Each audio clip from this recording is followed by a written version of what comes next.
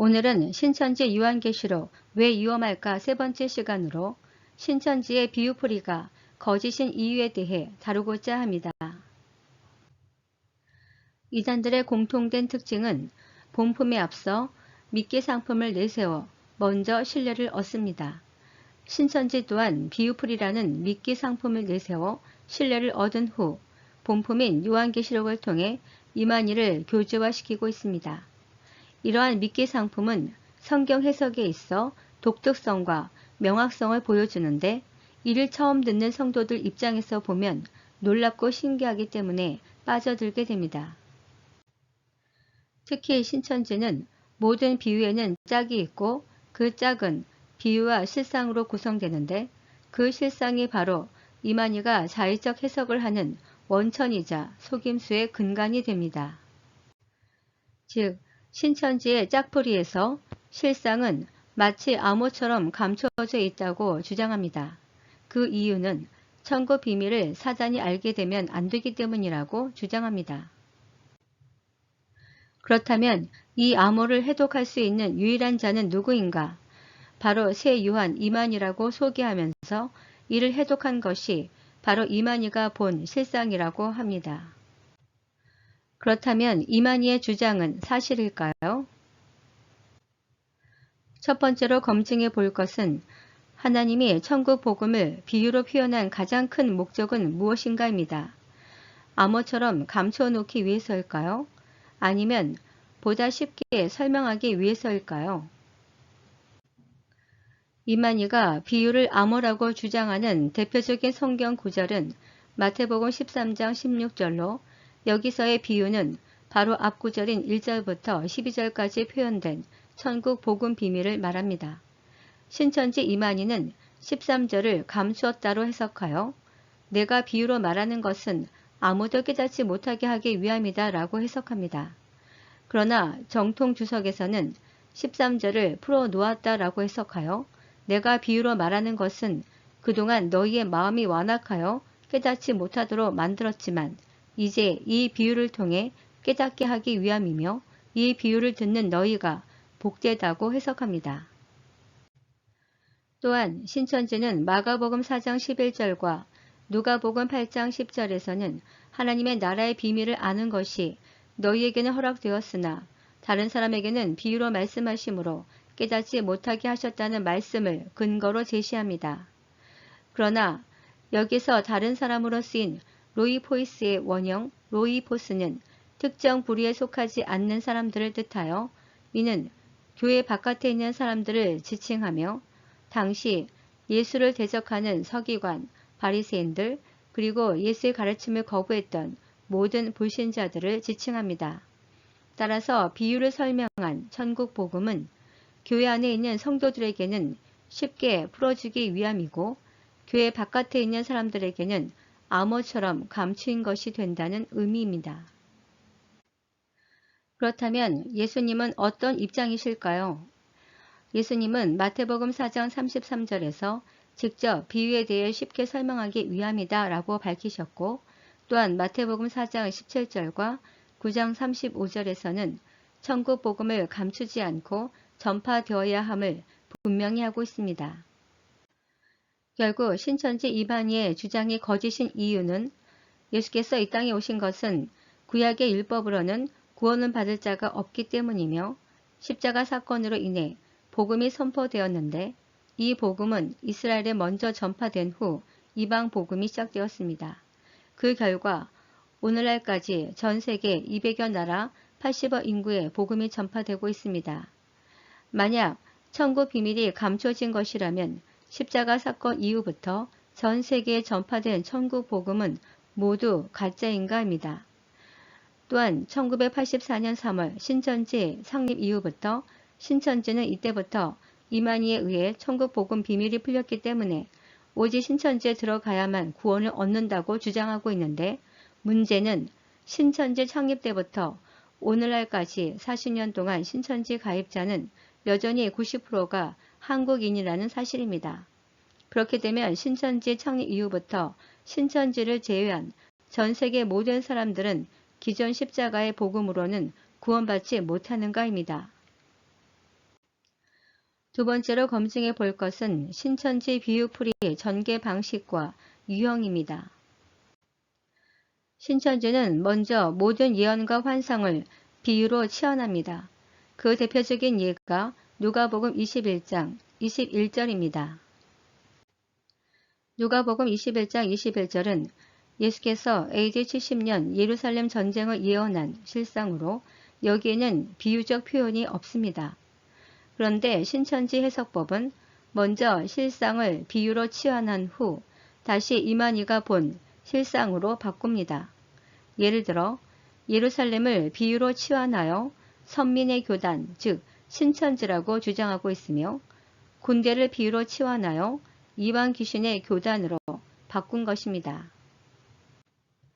이는 요한계시록에도 동일하게 적용되는데 요한계시록은 상징적 환상과 실제적 환상이 있습니다. 상징적 환상의 대표적인 예는 요한계시록 12, 13장으로 이는 인간 뒤에 역사하는 영적 존재인 사단과 짐승을 설명하기 위해 용을 상징화한 것입니다. 실제적 환상의 대표적인 예는 요한계시록 11장으로 두 증인의 실제 활동 모습을 생생하게 보여주고 있습니다. 그런데 신천지 이만희는 상징적 환상과 실제적 환상조차 비유적으로 치환한 후 자신이 본 실상이라고 주장합니다. 대표적인 예로 요한계시록 11장을 살펴보면 다음과 같습니다. 즉, 정통적 해석은 실상 그대로 해석하지만 신천지는 이 모두를 비유로 치환하여 해석하고 있습니다. 그 다음은 비유로 치환한 근거로 성경 비유 구절을 제시합니다. 예를 들어 요한계시록 11장을 보면 신천지 비유 해석에 따른 신천지가 제시하는 성경 구절이 있습니다. 그렇다면 이 근거는 합리적인 적용일까요? 첫 번째 유형은 실제 사건임에도 비유 구절을 근거로 갖고와 적용하고 있습니다. 예로 요한계시록 11장 6절을 보면 하늘을 닫아 비 오지 못하게 하였다를 정통교단에서는 가뭄으로 해석하지만 신천지는 이만희가 장막 성전에 하나님의 말씀을 증거하지 못하게 막았다고 해석하는데 그렇게 되면 하늘은 장막 성전이 되고 비는 하나님의 말씀이 됩니다. 신천지는 그 근거로 창세기 37장 9절과 신명기 32장 2절을 제시합니다. 즉, 하늘에 대해서는 창세기 37장 9절을 보면 야곱의 가족을 해와 달과 별로 비유했는데 이는 하늘과 동일하기 때문에 야곱의 가족은 재림 때 장막 성전이 된다고 주장하며 비의 경우는 신명기 32장 2절 내 교훈은 비처럼 내리고에서 교훈은 하나님의 말씀으로 적용한 것입니다. 이러한 신천지 주장에 대한 반론으로는 창세기 37장 9절, 신명기 32장 2절의 비유를 요한계시록 11장 6절에 적용할 수 있는가입니다.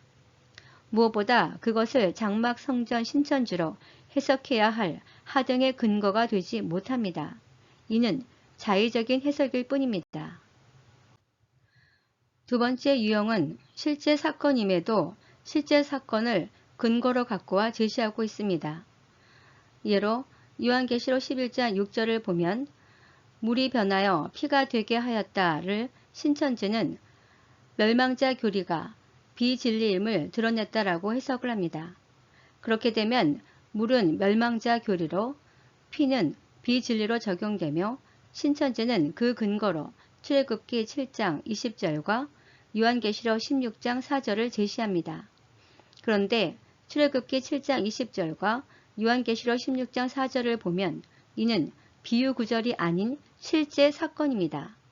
특히 출애굽기 7장의 열 재앙은 실제로 일어난 사건인데 이것이 왜 물이 멸망자 교리로 피가 비진리로 치환되는 근거인지 알 수 없습니다. 세 번째 유형은 동일한 표현을 근거로 갖고와 제시하고 있습니다.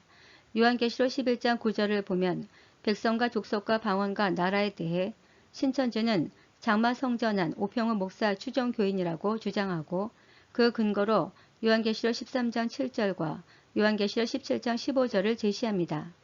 그런데 제시된 근거로만 보면 동일 표현 문구를 제시했을 뿐 그것이 왜 장마성전 오평호 목사 추정 교인으로 시환되는 근거인지 알 수 없습니다.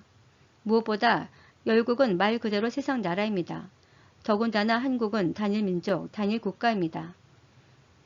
그리고 요한계시록 5장 9절 일찍이 죽임을 당하사 각 족속과 방언과 백성과 나라 가운데에서 사람들을 피로 사서 하나님께 드리시고 라는 말씀의 경우도 그들의 주장대로라면 2000년 전 십자가 사건 때 예수께서 한국의 장마 성전 성도들만 피로 산 것이 되는 황당한 주장이 됩니다. 네 번째 유형은 이중 비유를 적용합니다. 요한계시록 11장 12절을 보면 생기가 그들 속에 들어가매 여기에 대해 신천지는 하나님의 말씀이 이만희에게 들어간 것으로 해석합니다. 그러면 생기는 곧 하나님의 말씀이 되는데 신천지가 제시하는 근거는 창세기 2장 7절과 요한복음 1장 4절입니다. 여기서 신천지가 적용하는 방식을 보면 창세기 2장 7절의 경우 생기는 생명이기 때문에 하나님의 말씀으로 직접 적용이 불가능하다 보니 다시 요한복음 1장 4절을 갖고 와 말씀이 곧 생명이라고 하였으니 결국 생기는 곧 하나님의 말씀이다 라고 이중으로 연결하여 적용합니다. 이러한 이중 적용의 또 다른 예시는 요한계시록 17장 9절에 일곱 머리로 신천지는 이것이 청지기 교육원 일곱 목자라고 주장합니다. 그런데 성경에서는 일곱 머리를 일곱 왕 또는 나라라고 직접 해석해주고 있습니다. 그러면 왕은 목자가 될 수 없기 때문에 청지기 교육원 일곱 목자로서의 적용은 불가능합니다. 신천지는 이를 위해 베드로전서 2장 9절 너희는 택하신 족속이요 왕같은 제사장들이요 라는 말씀을 가져와 왕은 곧 제사장이고 제사장은 신약시대로 보면 목사이므로 결국 일곱 머리는 목자가 되어 이는 청지기 교육원 일곱 목자로 연결시킵니다. 이를 종합해보면 신천지의 비유풀이는 상징 해석의 끝판왕을 보여주고 있습니다. 이러한 상징 해석의 위험성은 특정 인물이나 특정 단체를 우상화하기 위해 가장 유용한 해석법입니다. 즉 성경 전체를 암호체계처럼 만들어버린 후 미리 결론을 정해놓고 끼워 맞추듯이 해석하고 자의적 해석을 통해 정당화시킵니다. 이러한 상징 해석의 대표적인 예가 바로 무천연설입니다. 신천지 같은 이단들은 주로 특정 인물을 교제화하고 있지만 정통교단 내 무천연설은 특정 단체인 교회를 우상화하고 있습니다. 이는 교회 소속된 성도와 목회자 입장에서는 매우 달콤한 유혹입니다. 그리고 이 달콤한 뒤에는 사단이 성도들로 하여금 보지 못하게 숨겨놓은 비밀이 있습니다. 그렇다면 사단이 숨겨놓은 비밀은 무엇일까요? 다음 시간에는 요한계시록 최종 마무리 첫 번째 시간으로 거짓 요한계시록들이 공통적으로 숨기는 것들에 대해 다뤄보고자 합니다. 감사합니다.